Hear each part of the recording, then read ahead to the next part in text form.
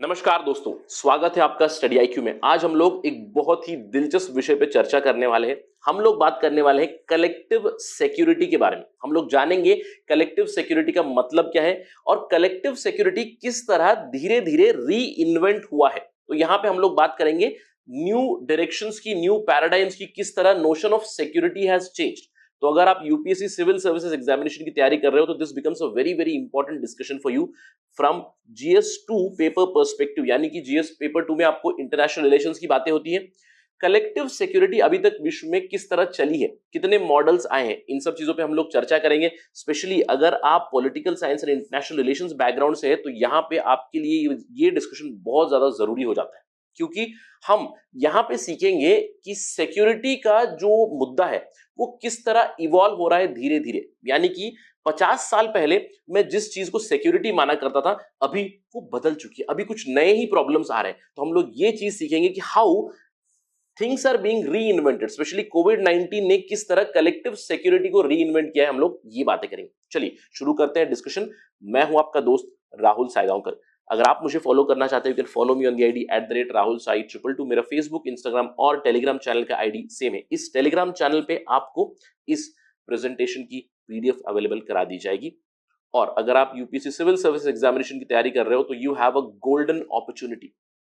You can prepare from your home very safely with our smart course where there is prelims, mains, a lot of content is available, current affairs is available, essay writing is available, so you can prepare in a comprehensive way. Just visit studyiq.com or download the app from Google Play Store to know more about our programs and avail the services. चलिए बात करते हैं एक observation की। In general अगर हम लोग discussion करें कलेक्टिव सिक्योरिटी की, कलेक्टिव सिक्योरिटी एक बहुत ही पुराना कॉन्सेप्ट है इंटरनेशनल रिलेशंस में। कलेक्टिव सिक्योरिटी और कलेक्टिव डिफेंस दोनों, हम लोग दोनों के बीच में डिफरेंस भी जानेंगे। तो आईआर में ये काफी जरूरी कॉन्सेप्ट बन जाता है।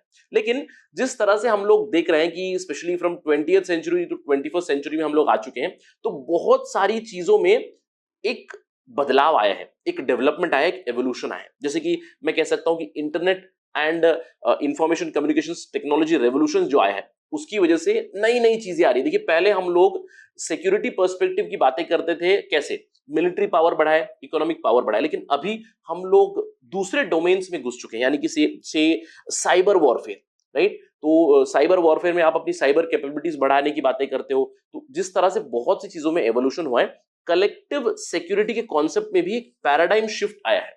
अब क्या पैराडाइम शिफ्ट आया है ये हम लोग थोड़ी देर में जानेंगे।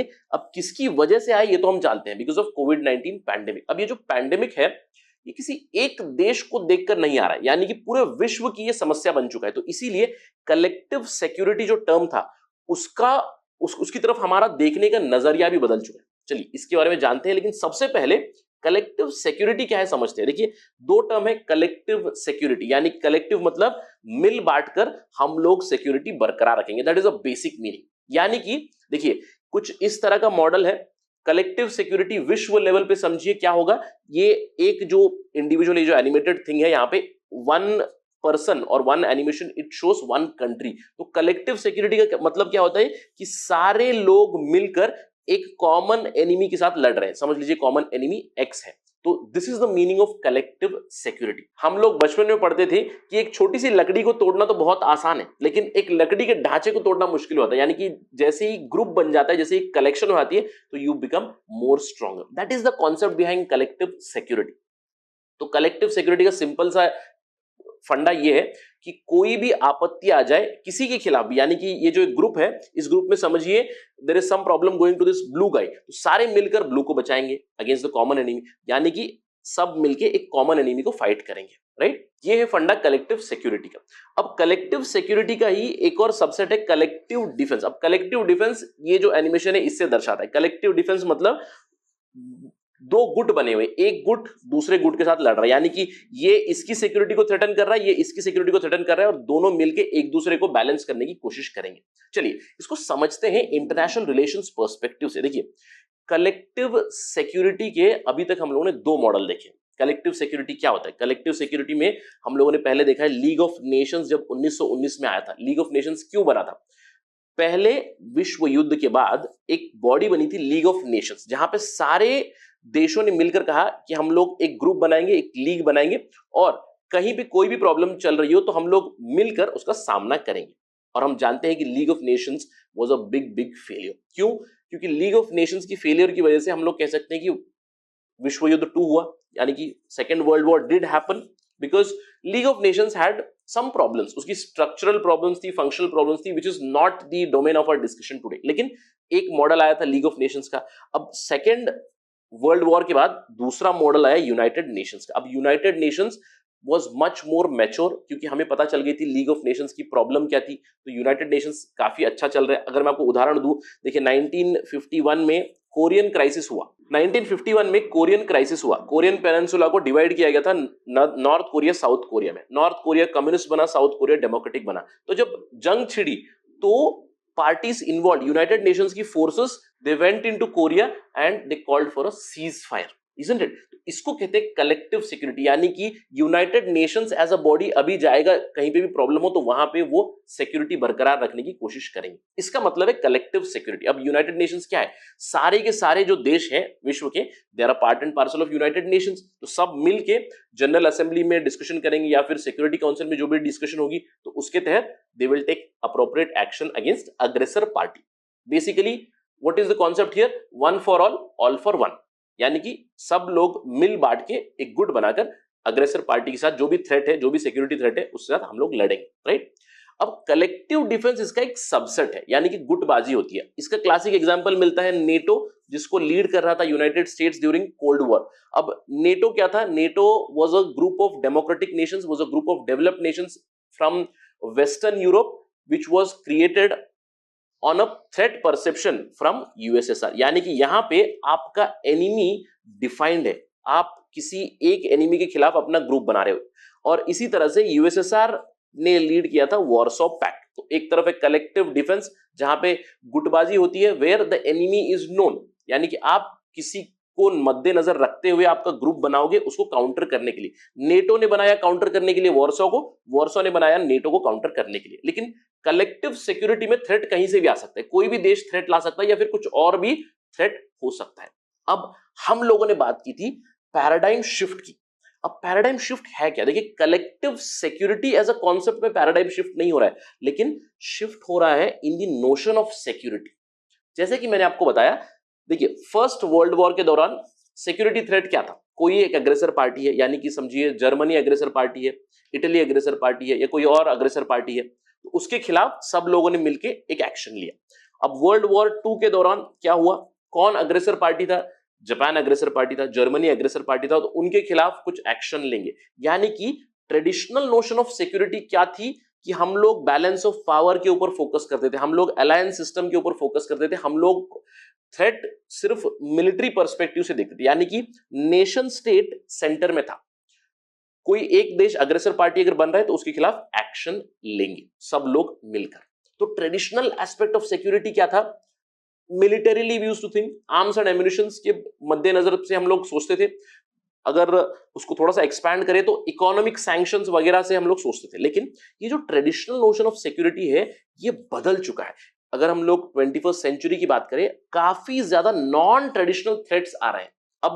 अब हमारी सिक्योरिटी के ऊपर क्या थ्रेट आ गए? कुछ इस तरह के थ्रेट आ गए हैं कि वो एक देश के ऊपर नहीं है, वो पूरे विश्व के ऊपर है। देखिए, मैं आपको उदाहरण दूंगा ग्लोबल वार्मिंग की। अब ये ग्लोबल वार्मिंग और क्लाइमेट चेंज है, क्या ये देश को देखकर परिणाम कर रहे हैं? नहीं, it is impacting everybody adversely. It is impacting developed countries, least developed countries, smaller countries, island nation, सबको इंपैक्ट कर रहे हैं। तो आज की जो सिक्योरिटी थ्रेट है वो बहुत ही डाइवर्स है। अगर मैं बात करूंगा, समझिए टेररिज्म की। देखिए, टेररिज्म भी कुछ इस तरह से बदल चुका है, इट हैज गॉन ग्लोबल। अगर हम लोग आईसिस की बात करें, क्या ये किसी एक देश के लिए थ्रेट है? नहीं, ये एक पूरे एरिया के लिए थ्रेट है। अगर हम लोग इसको बढ़ने देंगे, ये पूरे विश्व के लिए थ्रेट बन जाएगा। सो global terrorism is another big threat, hunger is a big threat, poverty is a big threat. यानी कि ट्रेडिशनल नोशन ऑफ सिक्योरिटी जो थी, जहां पे हम लोग सोचा करते थे मिलिट्री पर्सपेक्टिव से, इकोनॉमिक पर्सपेक्टिव से, वो अब इवॉल्व होकर हो रहे हैं बहुत बड़े प्रॉब्लम्स। अब रिसेंट की बड़ी प्रॉब्लम क्या है?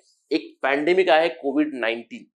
अब ये कोविड-19 जो है, क्या एक देश देखकर इफेक्ट कर रहा है? नहीं, it is a common enemy.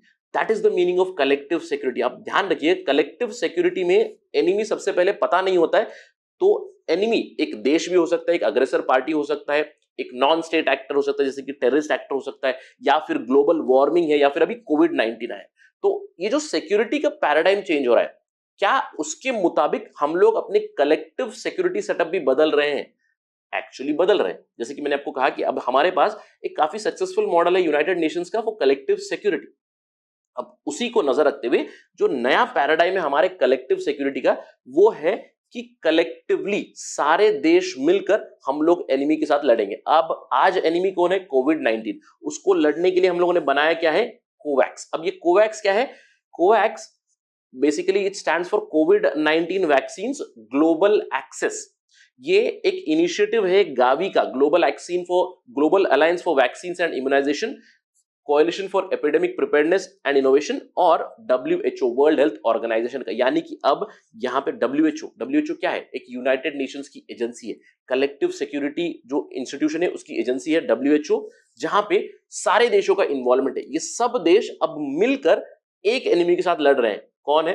Covid. So I hope the viewers are appreciating this. जो पहले पैराडाइम था हमारा सिक्योरिटी का, जो हम लोग केवल एक नैरो विजन से देखते थे, मिलिट्री और इकोनॉमिक पर्सपेक्टिव से, वो अभी एक्सपैंड हो चुका है। हमारे सामने सिंपल मिलिट्री प्रॉब्लम्स नहीं बची है, उससे भी बड़ी प्रॉब्लम्स बची है जो ह्यूमन सर्वाइवल के ऊपर थ्रेटनिंग बन चुकी है। तो इसीलिए कलेक्टिव सिक्योरिटी का पैराडाइम भी बदल रहा है। अब हम लोग ये कह रहे हैं कि अगर ये कोविड-19 पैंडेमिक कहीं पे भी बचा रहेगा, किसी भी देश में बचा रहेगा, किसी एरिया में बचा रहेगा, किसी रीजन में बचा रहेगा, it is going to be catastrophic for the entire world, क्योंकि it is going to spread continuously. आज एक वेरिएंट आए, कल 10 वेरिएंट आएंगे। तो अगर हम लोगों ने इसको मिलकर पूरे धरती से ही नहीं हटाया, तो ये चलता ही रहेगा। आज चलता रहेगा, 10 साल बाद भी चलता ही रहेगा। That is why this is the collective security notion of today, where countries have come together. देश साथ में आए हैं ताकि कोविड-19 को हराएं।